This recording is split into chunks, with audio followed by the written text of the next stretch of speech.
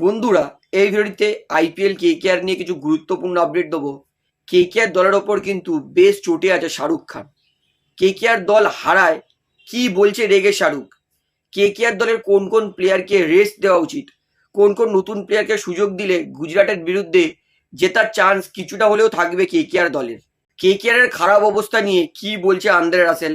তো কেকেআর নিয়ে আরো অনেক গুরুত্বপূর্ণ আপডেট দেবো, তাই সময় নষ্ট না করে ভিডিওটা শুরু করি। কেকেআর দলের খেলায় বেশ চটে গেছে শাহরুখ খান। আমরা অন্যান্য সিজনে দেখি কেকেআর হারুক বা জিতুক, শাহরুখ খানের কিন্তু একটা মেসেজ আসে। এই সিজনে শাহরুখ খানের থেকে কোনো বার্তা আসেনি কেকেআর দলের উদ্দেশ্যে। অর্থাৎ বোঝাই যাচ্ছে কেকেআর এর খেলায় প্রচণ্ড অখুশি শাহরুখ খান।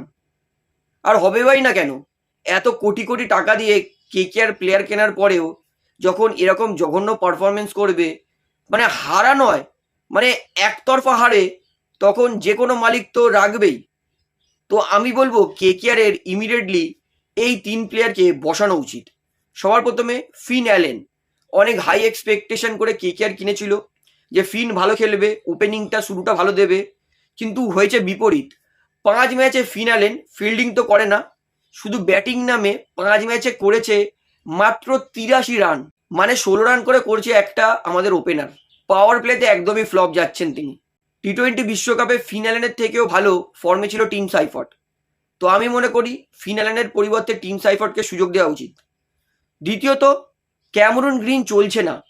25 কোটি 20 লক্ষ টাকা দিয়ে ক্যামেরুন গ্রিনকে কিনেছে কেকেআর। তার রান 5 ম্যাচে মাত্র 56, এবং শুধু তাই নয়, তিনি মাত্র 2টো ম্যাচে বল করেছেন, তাও আবার 4 ওভারে খেয়েছেন 60 রান। অর্থাৎ পুরোপুরি আন্দ্রে রাসেলের যে ব্যাকআপ হিসেবে নিয়েছিল, পুরোপুরি জলে গেছে কেকেআরের টাকাটা, এতে কোনো সন্দেহ নেই।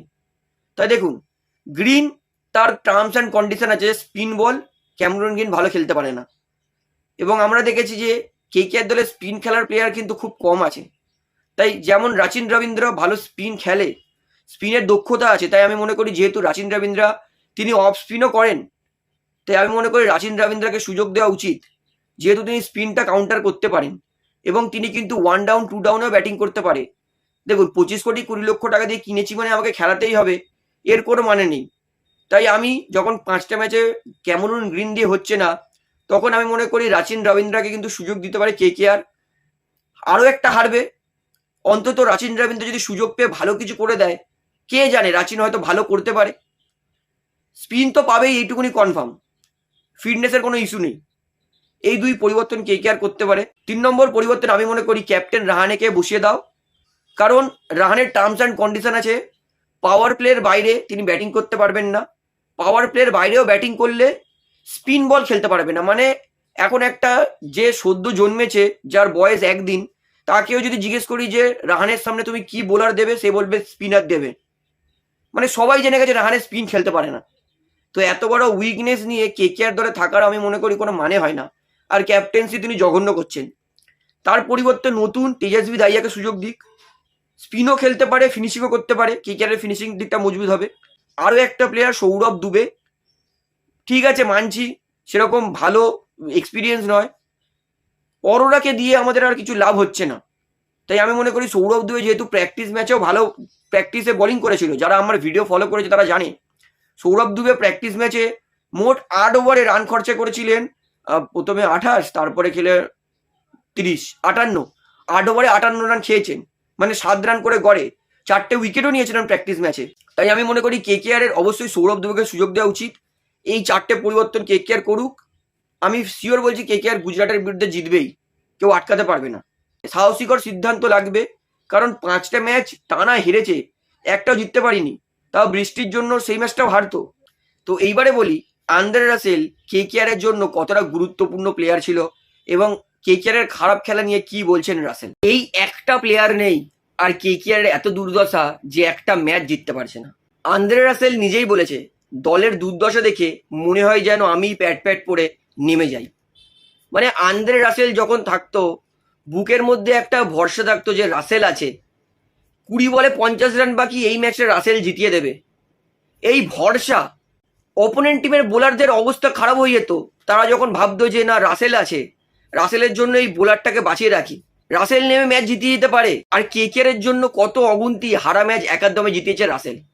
রাসেল নামটাই না সত্যি ভরসা দিত। আজ রাসেল যখন ডাগ আউটে কোচের জার্সি পরে বসে আছে না, মনটা ভেঙে যাচ্ছে যে ছেলেটার মধ্যে পোটেনশিয়াল আছে। কেকেআরও জানতো যে রাসেল তাকে যদি কোচ না বানাতো রাসেল এখনো খেলতো। আমি হলপ করে বলছি, গ্রিন, পাওয়েল বা আইপিএলে যত ফিনিশার্স আছে, রাসেলকে যদি এর পরের ম্যাচে কেকেআর প্যাড জার্সি পরে নামিয়ে দেয় না, রাসেল ফিনিশিং করে দেখিয়ে দেবে। কিন্তু কেকেআর এত বড় ভুল কাজ করলো, রাসেলকে কোথাও যেতেও দিল না, রাসেলকে কেকেআর দলেও খেলালো না, রাসেলকে পাওয়ার কোচ বানিয়ে দিল।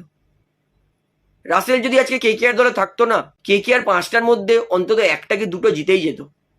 সত্যি বলছি ভাই, এই একটা মানুষের জন্য কেকেআর এমন দুর্দশা এসেছে যে দেখে মনেই হচ্ছে না যে কেকেআর কেউ ফিনিশ করতে পারে বা কেকেআর 20 বলে 50 রান বাকি থাকলেও জিততে পারে। সেই মানসিকতাটাই দেখতে পাচ্ছি না। রাসেল চলে গেল, সুনীল নারিনও হয়তো আর 1 বছর কি 2 বছরই খেলবে। কেকেআর এর কাছে কিন্তু এদের ব্যাকআপ প্লেয়ার, পরিবর্তন প্লেয়ার এখন অব্দি জোগাড় হয়নি। সত্যি বলছি, রাসেলকে না প্রচুর মিস করছি, প্রচুর। তাহলে বন্ধুরা, ভিডিওটা এখানে শেষ করছি। আশা করি ভালো লাগলো। তো ভিডিওটি ভালো লাগলে অবশ্যই লাইক করুন, কমেন্ট করুন, শেয়ার করুন এবং চ্যানেল সকলকে অনুরোধ করে রাখবো, যেহেতু এখানে আপনারা খেলা সমস্ত রকম আপডেটস পেয়ে যাবেন, তারা অবশ্যই পাবলিক ভিউ কলকাতা চ্যানেলটিকে সাবস্ক্রাইব করে বেল আইকন প্রেস করে অল করে রাখবেন। ধন্যবাদ।